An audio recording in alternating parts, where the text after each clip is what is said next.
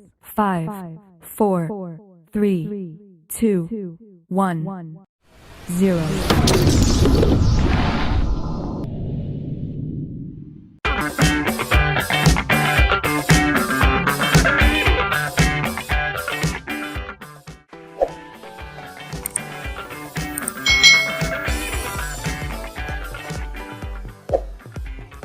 Hai,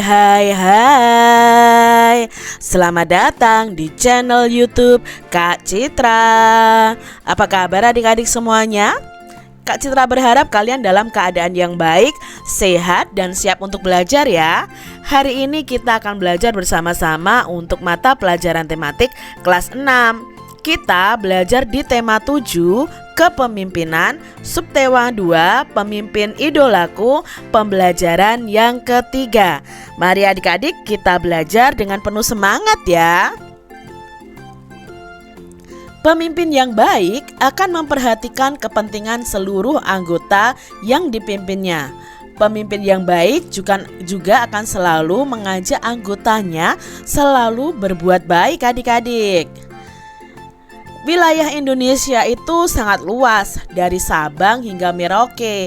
Bangsa Indonesia adalah bangsa yang majemuk karena terdiri dari berbagai macam suku, bahasa, agama, adat istiadat, serta kebiasaan yang berbeda-beda. Bagaimana kita mempertahankan persatuan dan kesatuan? Banyak caranya adik-adik.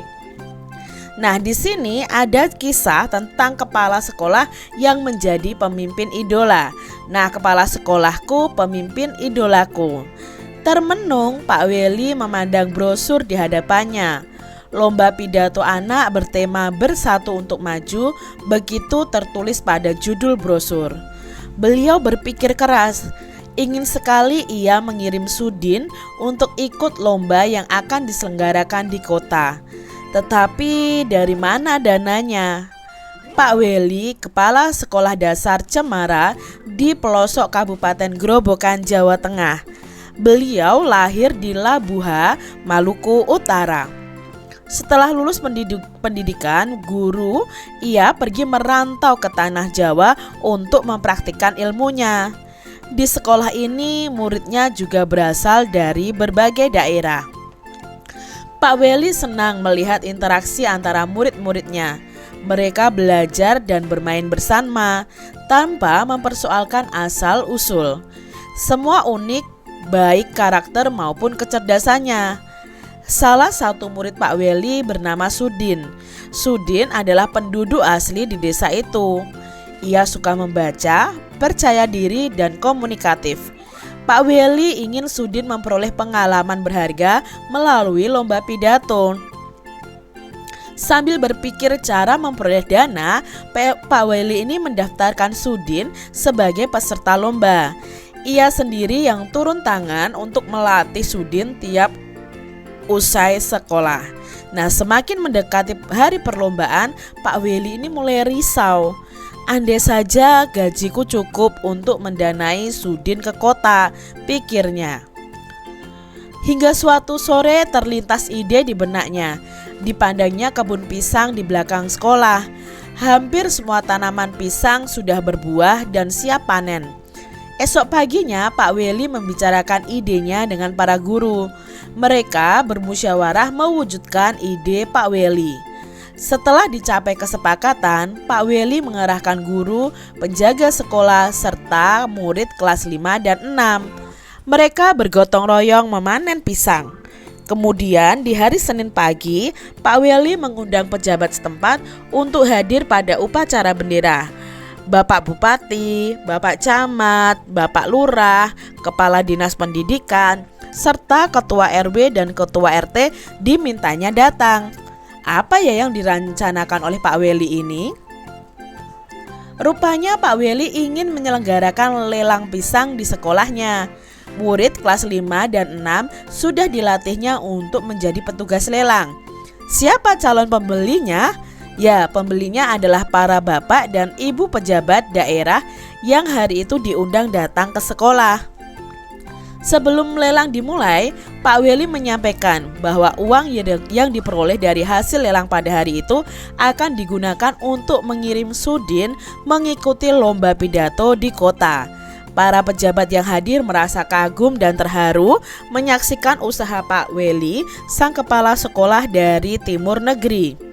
Tekad dan usahanya mendukung kemajuan muridnya sungguh menyentuh hati. Dalam sekejap, pisang-pisang habis dilelang. Dana yang terkumpul lebih dari cukup untuk memberangkatkan Sudin.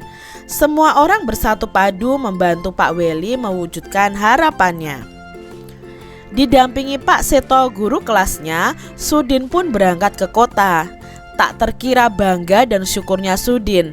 Tak ingin menyia-nyiakan kesempatan, dia berusaha tampil sebaik-baiknya. Saat pengumuman hasil lomba, ternyata Sudin berhasil mempersembahkan piala juara pertama lomba pidato untuk sekolahnya. Tak sia-sia usaha Pak Weli dan teman-teman sekolah Sudin. Terbukti benar tekad Pak Weli. Kita tak perlu ragu untuk maju. Selalu ada jalan ketika kita menggalang persatuan untuk mewujudkan mimpi dan harapan. Itu tadi ya kisah dari Pak Weli, kepala sekolah pemimpin idolaku.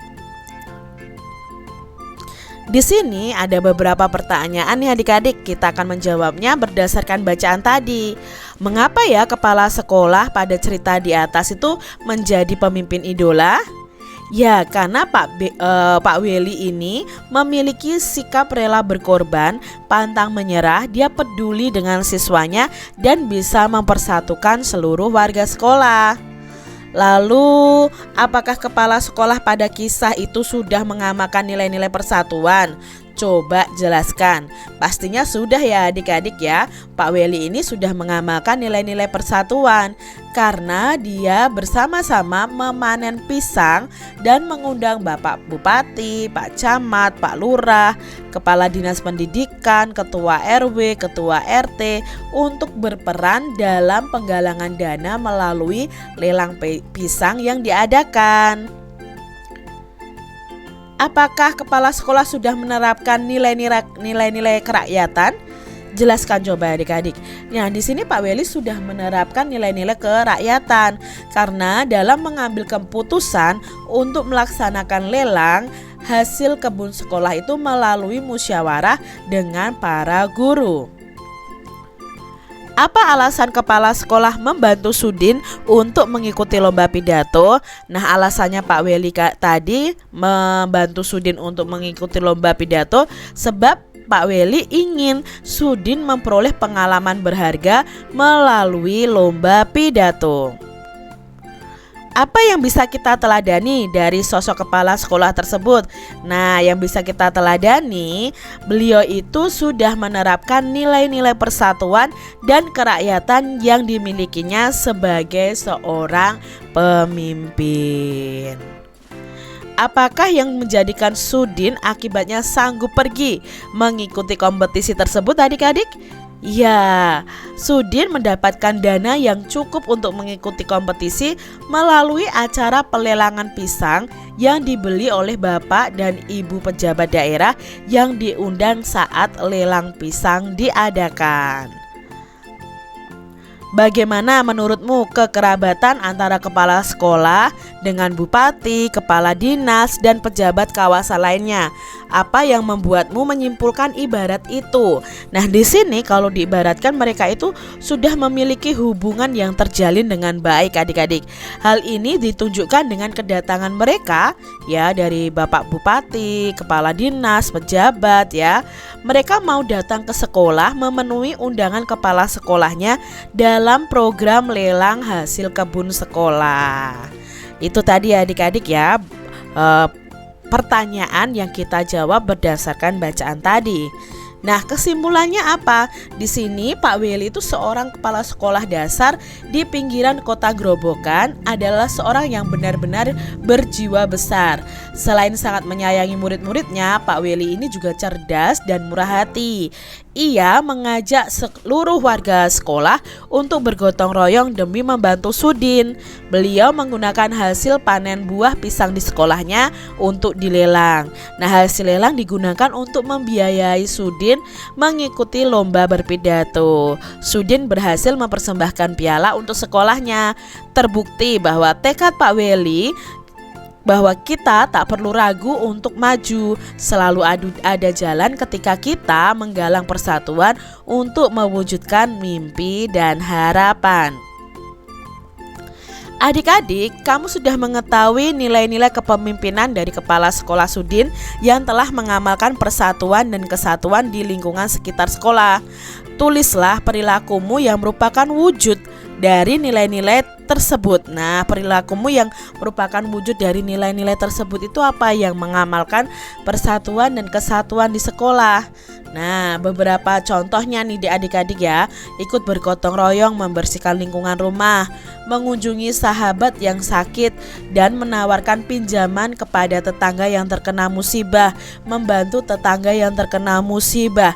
Itu sudah menerapkan nilai persatuan dan kesatuan di lingkungan sekitar sekolah dan di sekitar rumah. Lalu kalian membantu teman kalian yang jatuh, itu juga sudah menolong dan mengamalkan persatuan dan kesatuan. Bermain dengan teman tanpa membedakan suku, agama, ras, golongan, dan sebagainya, itu juga mengamalkan persatuan dan kesatuan adik-adik. Nah, Pak Weli ini menunjukkan penerapan nilai persatuan dan nilai kerakyatan. Apa sajakah bentuk-bentuk penerapan nilai kerakyatan dalam kehidupan sehari-hari?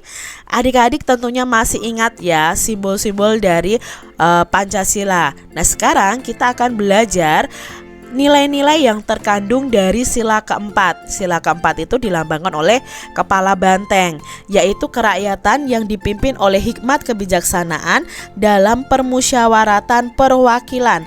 Apa saja ya nilai-nilai yang terkandung di dalamnya? Yang pertama, tidak memaksakan kehendak kepada orang lain. Yang kedua, mengutamakan musyawarah dalam mengambil keputusan untuk kepentingan bersama. Yang ketiga, musyawarah untuk mencapai mufakat diliputi oleh semangat kekeluargaan. Lalu yang keempat, menghormati dan menjunjung tinggi setiap keputusan yang dicapai sebagai hasil musyawarah. Lalu nilai yang terkandung di sila keempat yang kelima adalah dengan itikad baik dan rasa tanggung jawab menerima dan melaksanakan hasil keputusan musyawarah adik-adik. Lalu yang keenam, di dalam musyawarah itu diutamakan kepentingan bersama di atas kepentingan pribadi dan golongan. Lalu keputusan yang diambil harus dapat dipertanggungjawabkan secara moral kepada Tuhan Yang Maha Esa, menjunjung tinggi harkat dan martabat manusia, mengutamakan nilai-nilai kebersamaan dan keadilan, serta mengutamakan persatuan dan kesatuan demi kepentingan bersama. Itu tadi nilai-nilai yang ada di sila keempat Pancasila. Tuliskanlah contoh-contoh penerapan nilai-nilai kerakyatan dalam kehidupan kamu sehari-hari. Nah, contohnya yang pertama ya, ketika kita memiliki pendapat atau kehendak, kita tidak boleh memaksakan kepada orang lain. Kita harus mengutamakan musyawarah adik-adik ya. Mau di sekolah, mau di rumah, mengutamakan musyawarah. Contohnya nih, ketika memilih ketua kelas, kalian bisa bermusyawarah bersama-sama untuk memilih ketua kelas. Menghormati dan menjunjung tinggi setiap keputusan yang ada. Misalnya dalam musyawarah ketua kelas itu ternyata yang terpilih bukan yang kamu jagokan adik-adik. Yang terpilih menjadi ketua kelas itu bukan yang kamu pilih. Nah, kamu harus menghormati, harus mau menerima keputusan yang ada, lalu melaksanakan hasil keputusan musyawarah dengan penuh tanggung jawab. Nah, negara kita menjunjung penerapan nilai-nilai kerakyatan dalam bermasyarakat. Bagaimana hubungan kita dengan negara lain? Nah, negara kita ini selalu berusaha menjaga hubungan baik dengan negara-negara lain, termasuk di kawasan Asia Tenggara. Adik-adik, coba kalian bisa mencari referensi di perpustakaan kalian mengenai peran Indonesia di ASEAN dalam berbagai bidang. Nah, di sini Kak Citra menyebutkan beberapa peran Indonesia di berbagai bidang. Contohnya di bidang pendidikan, itu mengembangkan pendidikan vokasi SMK di Indonesia. Lalu peran Indonesia itu sebagai anggota SIAMEO, lalu berperan dalam IPTEK in ASEAN, berperan dalam ASEAN University Network, dan memberikan penawaran beasiswa pendidikan. Itu peran Indonesia. Lalu di bidang pangan, Indonesia ini mendukung tahanan pangan di ASEAN. Indonesia juga mendukung keamanan pangan di ASEAN. Lalu Indonesia ini berperan dalam penyediaan sandang pangan di ASEAN dan mengembangkan pusat-pusat produksi serta mempromosikan praktik perikanan yang bertanggung jawab. Itu di bidang pangan. Lalu peran Indonesia di bidang sosial nih, menyepakati pembentukan ASEAN Ministerial Meeting on Women ya. Lalu di sini menjalin kerjasama kepemudaan dengan mengadakan temu karya pemuda ASEAN, lalu menjalin kerjasama di bidang kepegawaian dan administrasi, menjalin kerjasama penanggulangan, pemberantasan, penyalahgunaan dan pengedaran gelap narkoba di tingkat regional ASEAN, serta menjalin kerjasama di bidang pembangunan sosial. Nah, kerjasama ini menekankan pada kesejahteraan golongan berpenghasilan rendah dan penduduk pedesaan. Itu peran Indonesia di bidang sosial. Nah, peran Indonesia di bidang kesehatan di ASEAN yaitu melaksanakan gerakan masyarakat hidup sehat, lalu menciptakan masyarakat sehat ASEAN tahun 2025. Bekerja sama menanggulangi ancaman penyakit menular seperti virus Zika dan MERS-CoV ya. Nah, di sini juga ada COVID juga adik-adik ya. Mengikuti pertemuan Menteri Kesehatan ASEAN ke-13 yang menghasilkan naskah deklarasi untuk mengakhiri semua bentuk malnutrisi. Lalu Indonesia itu juga berperan menyelenggarakan seminar bertema optimalisasi pemanfaatan kerjasama ASEAN di bidang kesehatan. Lalu masih ada lagi di bidang pariwisata, peran Indonesia itu ikut membina tim komunikasi krisis pariwisata ASEAN, ikut mengintensifkan kolaborasi organisasi pariwisata nasional di ASEAN, lalu mendukung pengembangan dan implementasi kemampuan pariwisata ASEAN, ikut mempercepat penerapan kebijakan mikro dan makro tentang ekonomi bagi para stakeholder industri perjalanan dan pariwisata, ikut mempercepat kerjasama dengan mitra dialog ASEAN mengenai pengelolaan pariwisata yang berkelanjutan dan inklusif. Itu di bidang pariwisata. Sudah tahu ya adik-adik ya, peran Indonesia di berbagai bidang di ASEAN. Nah, adik-adik di sini kalian diminta untuk merancang pidato singkat untuk mengajak teman-teman kalian gemar membaca. Ingat ya, teks pidato itu harus memuat apa saja. Kita ingat kembali, ada salam pembuka, lalu ada pendahuluan, ada inti, ada penutup, dan ada salam penutup. Di sini Kak Citra sudah mempunyai contoh ya. Pada pembelajaran sebelumnya juga sudah ada tentang pidato mengajak teman-teman untuk gemar membaca. Nah, kalian bisa membuat pidato yang lain daripada punya Kak Citra ya. Nah, di sini lebih singkat karena isinya sudah ada salam pembuka, pendahuluan, isi atau inti, penutup, dan salam penutup. Nah, adik-adik bisa baca pidato dari Kak Citra ini yang sudah Kak Citra sebutkan di pembelajaran sebelumnya. Demikian tadi adik-adik pembahasan kita di tema 7 subtema 2 pembelajaran yang ketiga. Semoga video pembelajaran ini bermanfaat untuk adik-adik semuanya, dan sampai jumpa lagi di video pembelajaran Kak Citra selanjutnya. Tuhan memberkati. Jangan lupa tekan tombol subscribe, lalu tekan loncengnya, tekan juga tombol like, lalu share ke media sosial kalian.